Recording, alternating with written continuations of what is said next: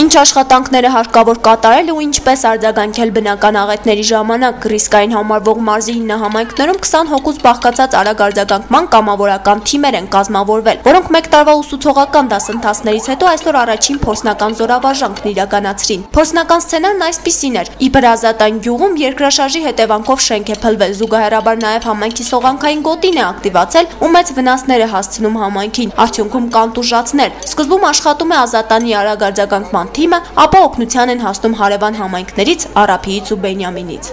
Ցուցաբերեցին առաջին օգնություն եւ պատգարակների վրա փոխանցեցին շտապօգնության ծառայությանը, որպեսզի նրանց տրամադրվի առաջին բժշկական օգնություն։ Այնուհետև եկան մասնագետները, փրկարար ջոկատը եւ թիմերը դուրս եկան արդեն գոտուց եւ գործը փոխանցվեց պրոֆեսիոնալներին։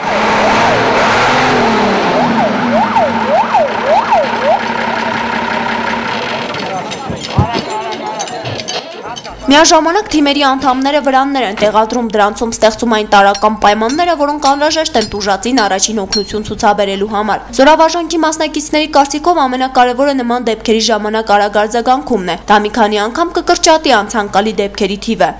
Եթե սկորիները չհասցնեն, հիվանդին տեղափոխենք ստեղ, մինչև սկորին գա մյուս հիվանդին տեղափոխը։ Փրկարարական խումբը ցույց տվեց առաջին անհրաժեշտ օգնությունը, իսկ մեր խումբը որպես կենսապահովման խումբ, այսինքն ապահովեց կենսապայմանները, որը տեսնում եք արդեն այստեղ ենք իրականացրել։ Պատմությունը ցույց է տվել փորձը 88 թվականի երկրաշարժի ժամանակ, որ եթե մենք պատրաստ լինենք, զոհերը գրեթե 30%-ով պակաս կլինեն մոտավորապես։ Առաջի օգնության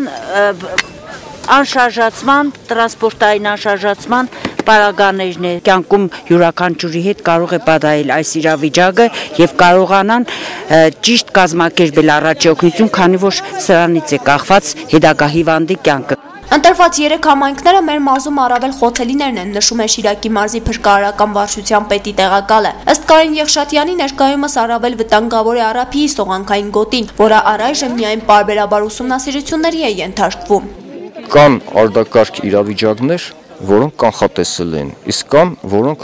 կանխատեսելի չէ, օրինակ երկրաշարժը։ Բայց մենք մարզում ունենք եւ սողանքային, սելաֆային կոդիններ, այդ աշխատանքները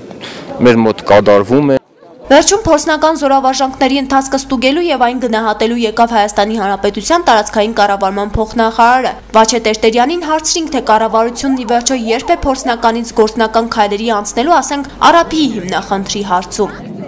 Հենց որ պարզեմ կասեմ, ոչինչ դեռ չեմ պարզել։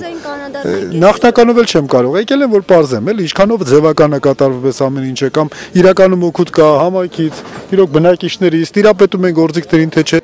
Փոխնախարարն առաջինը եղավ Արափիի վրանում, հետաքրքրվեց ինչի պակաս ունի համայնքի արագ արձագանքման խումբը եւ արդյոք աղետների դեպքում 2200 բնակչություն ունեցող գյուղին 20 հոգին կկարողանա օգնություն ցուցաբերել։ Տեսեք, վաղը փորձանք եղավ, մենք պատրաստ ենք այդ փորձանքին։ Հիմա այս ինչ որ անում ենք հերիքա, թե վաղը պատրաստ չենք հələ փորձանքին։ Դե 4 անգամ էլ պետք է անենք, որ պատրաստ ենք։ Այդ պետք է արդեն կախված է փորձանքի չափից։